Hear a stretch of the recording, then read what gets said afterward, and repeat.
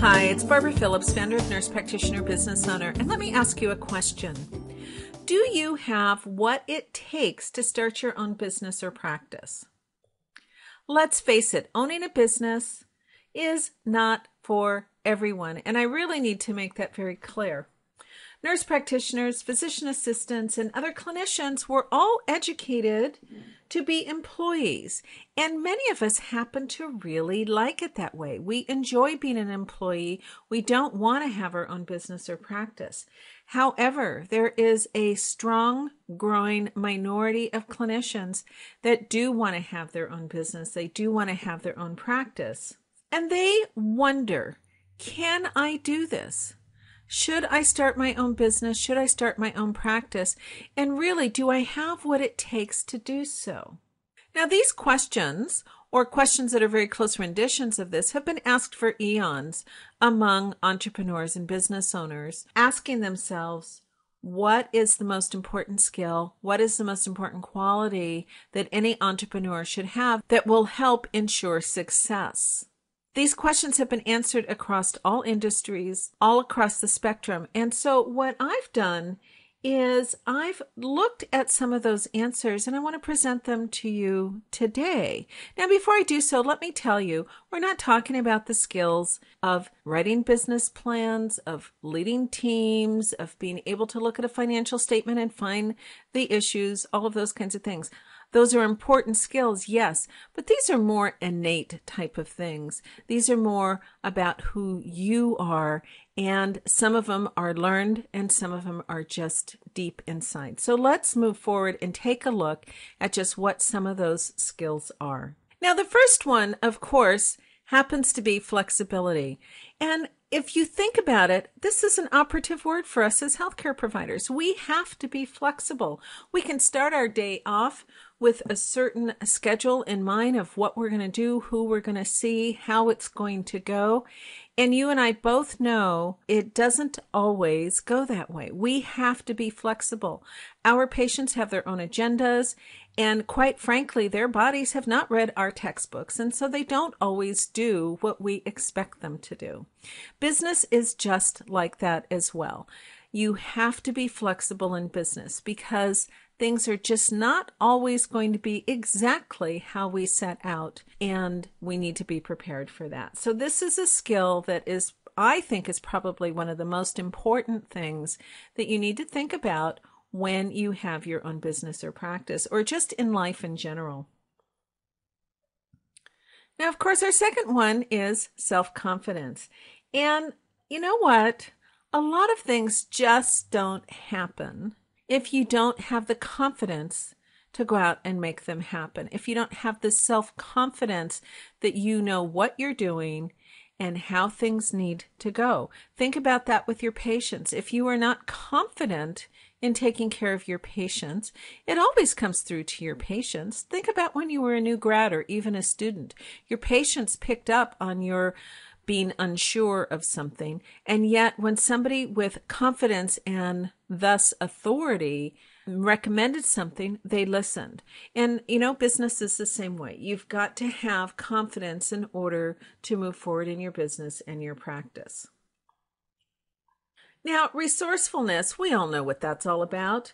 We have to, along with the flexibility, we've had to learn how to be resourceful.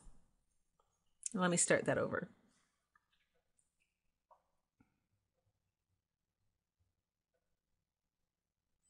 So next up is resourcefulness. And this is something that we've all had to deal with, like being flexible. We have to be resourceful. We help our patients look for resources when there may be very few and far between. We need to do the same thing in business. We have to be resourceful in, say, how we come up with our funding, how we find our staffing, how we try to make everything work in all of the myriad of rules and regulations that keep coming down at us. So we have to be resourceful in what it is that we're doing in our business on a day-to-day basis so that we can thrive.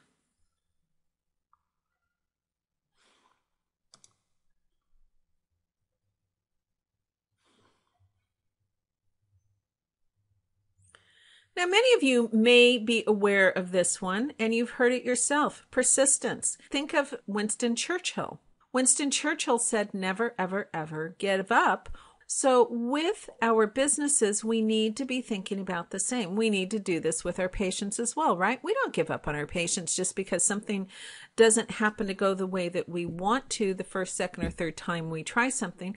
Well, the same thing in our business. We need to keep going forward. Now, the other part of this with persistence, and this part of it is just the learned on the other side. You need to also know when it is time to give up. And you need to learn the signs and symptoms of when to keep going, when it's time to throw in the towel and try something new. So along with persistence also comes the wisdom to know when not to be so persistent. And as a little aside here, I would recommend that you read the book by Seth Godin called The Dip. And he goes into that in great detail. And it's actually a very good book and it's easy to read.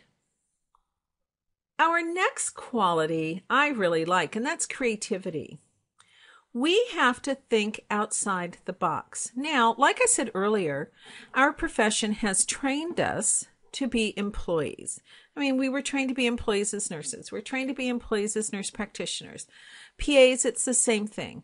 So we're all trained to be employees. And now, for those of us that want to have our own business, want to have our own practice, we need to think outside of the box. It's essential. The fact that you're just even thinking about your own business or practice shows that you've got some creativity. So there's a plus right then and there. But to really be able to thrive, to really make it work for us, we have to think outside of that box. We have to scribble outside of the lines. We have to color outside of the lines. And please use as many colors as you can possibly imagine in many different ways. So that's creativity. Now, this is one that a lot of people don't really think about, and I was really glad to see this listed in several resources, and that's compassion. Now, we already have compassion for our patients and for the work that we do, but how many of us have compassion for ourselves? How many of us really take a look at how this business and practices is impacting ourselves, our significant others, our families? So it's something that as you move forward in business, you really need to keep this on the forefront of how are you taking care of number one, and that's you. Because if you don't take care of you, then you can't take care of anybody else, including a business. So compassion is really quite important. Now, being innovative goes right along with being creative. We've got to be innovative in how things are being done. One of the ways that you can really look at this is start thinking about what is it that I can do better and differently than anyone else? How can I take something from another industry and put it into healthcare, put it into my business, and have it work well? An example of this is if you think back to many, many, many years ago, and for some of you, this will be history because you weren't born yet, but there was a time when fast food restaurants did not have a drive-through. That little innovation came from Ray Kroc, who was the founder of McDonald's, when he went through a drive-through bank window and thought to himself, why can't we do this in our restaurant? And so now we have drive-through fast food. Not necessarily a great thing, but it is there, and it is ubiquitous with various different types of restaurants these days. Number 8 is decisiveness. Now, for those of you that work particularly in acute care, or you have a background in acute care, critical care, ER, you know you need to make decisions often very quickly, very rapidly, and it's oftentimes in a life or death situation. In our own businesses, we need to have the self-confidence to be able to make decisions for our business, regardless if they are popular decisions or not. Those decisions may have to do with things such as staffing, rules and regulations, insurances, patients, regulatory issues, payroll, any of those kinds of things. But we have to be able to make decisions and then stick with our decisions. So this is one of those really important things that we have to be able to do. And decisiveness also goes hand in hand, as I said, with self-confidence. Finally, last, but believe me, not at all in the least, is getting organized. You've got to get organized if you're going to have your own business or practice. Think about your day just seeing patients. If you are not organized, it's really hard to make sure that you see all your patients, you take a look at all the labs, you get the medications taken care of, you get all your documentation done, you deal with the staff, you call back, you know, all of these kinds of things. You know what you do on a day-to-day basis. Well, when you're in your own business, when you're in your own practice, you actually wear just a myriad of hats. And so you've got to get organized because you are doing a variety of different things.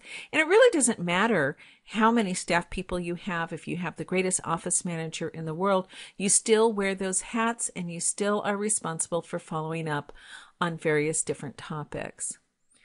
So this is really just a small number of things, but it's a good place to get started when you're looking at starting and growing your own practice.